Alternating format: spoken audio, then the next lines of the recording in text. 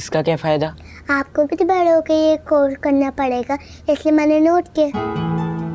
जी नहीं, हम अपने रात को पहले ऐसा ट्रेन कर देंगे ना कि उनको बाबा की तरह इस उम्र में इस कोर्स को करने की ज़रूरत ही नहीं पड़ेगी। सब सिखा देंगे। तो बाबा अब क्यों कर रहे हैं? बेटा, हमारे ज़माने में लड़के सिर्फ पढ़ने जाया करते थे और ये वाली तालीम घरों में होती थी। आपके बाबा ने ली नहीं, इसलिए उन्हें अब करना पड़ रहा है। तो बाबा ने पहले क्यों नहीं करा? आपके बाबा ने नहीं सीखा, इसीलिए तो अब कर रहे हैं वो ये।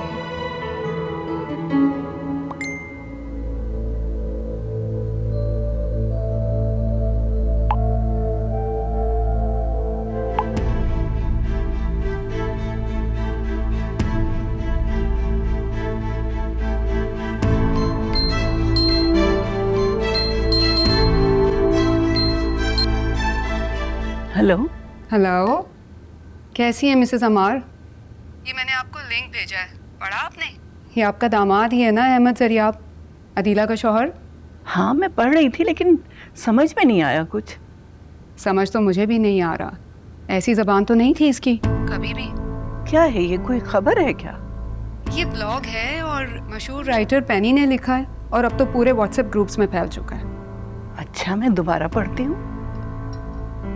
हाँ, पढ़ लें तो अच्छा है, आपसे पुराना ताल्लुक है इसलिए बता रही हूँ। वैसे आपके दामाद की रेपुटेशन कोई अच्छी नहीं है और इस बात के बाद से तो बहुत बदनामी हो गई आप लोगों की। खैर, मैं भी ज़रा अपने काम कर लूँ, फिर बात करते हैं इंशाल्लाह। ख्याल रखिएगा अपना। अल्लाह हाफिज़। ठीक है, खुदा हाफिज़।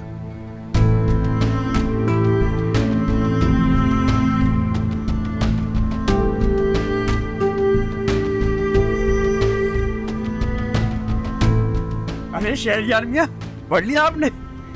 क्या जुल्म किया पहली साहिबा ने अहमद जरियाब साहब के साथ? आफाकी साहब, पढ़ लिया यार, सब कुछ पढ़ लिया। और ये सब उन्होंने जुल्फकार के कहने पे किया होगा। जाहिर सी बात है, जुल्फकार समझता है कि वो सब कुछ पैनी साहिबा से जरियाब ने लिखवाया था। अब जवाबी हमले के तौर पर उसने भी लिखवा दिया। और उन्होंने लिख दिया। जिस तलब के हाथों मजबूर होकर उन्होंने चोरियां की ना, अपनी जिंदगी के हालात और वाकयात लिखे, उसी के हाथों मजबूर होकर लिख दी।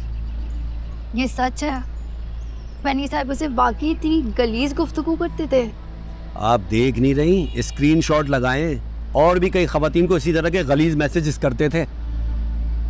लेकिन वो तो इतने नफीस इंसान है, वो ऐसी गुफ्तगू कैसे कर सकते हैं? पैनी साहिबा से उनका ताल्लुक बरसों पुराना है और भी बहुत रंगीन माजी गुजरा है उनका।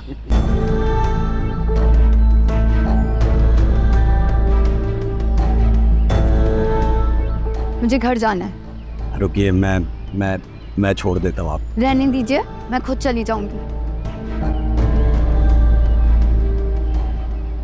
जो कुछ इन्होंने पढ़ा है ना, इसके बाद हमसे भी अतमाद उठ जाएगा इनका।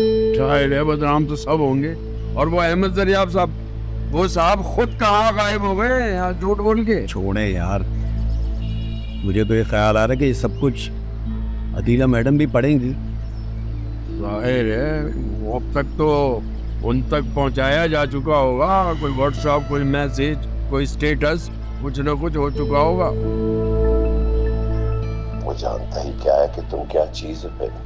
मैं जानता हूँ सितार की तरह तुम्हारे तार कैसे कसने हैं, किस धुन पे सुरों को कैसे छेड़ना है। जरियाब साहब, मैं एक शादीशुदा औरत हूँ, ये बातें मुनासिब नहीं हैं। शादीशुदा है तो क्या हुआ, जिंदगी एक बार मिलती है, अपने आप को पहचानिए। शादी तो फर्ज है, जुल्फ़िकार भी फर्ज अदा करता है, आप भी अदा कीजिए। मज़ा तो मोहब्बत में है। ये बुरी बात है, आपको अपनी बीवी से बेवफाई नहीं करनी चाहिए। हटाइए वो दाइनुमा औरत, उससे क्या वफा और क्या बेवफाई। मेरे जिस्म जा के सब तार तुमसे छिड़े हैं पैनी, मेरी रग रग झुंझुना जाती है जब मैं तुमसे बात करता हूँ। आखिर इस हिजर की आग में हमको और कितना चलना होगा।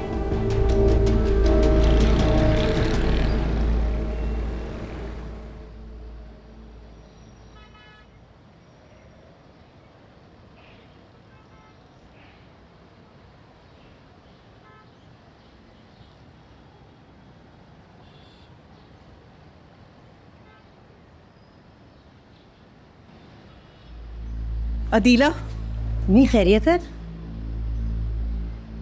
क्या हुआ है? खैरियत है? मेराज में हम के लिए पानी लेके आए, जल्दी से जाए। क्या हुआ है? अब तुम 1 मिनट यहाँ नहीं रहोगी, अभी चलो मेरे साथ। क्या हुआ? क्या है? मेरी कमेटी की व्हाट्सएप ग्रुप है, उसमें एक खातून ने एक चैट शेयर किया अहमद जरियाब और पैनी की। कितनी गंदी जबान इस्तेमाल की है अहमद जरियाब, और वो सारी वायरल हो गई है। क्या? अब तो हर तरफ फैल चुकी है।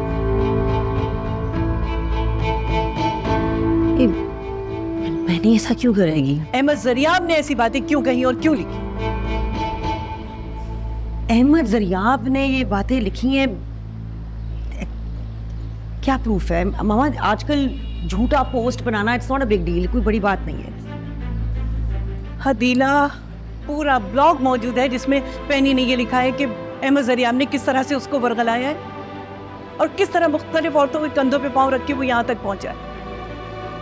और जल्दी बाकी कहानियां भी खोलेगी वो। मैंने ऐसा क्यों करेगी? तुम इतनी बुरी शोहरत वाले शख्स के साथ क्यों रह रही? बिला वजह मैं अपने शौहर को मुजरिम क्यों समझूं?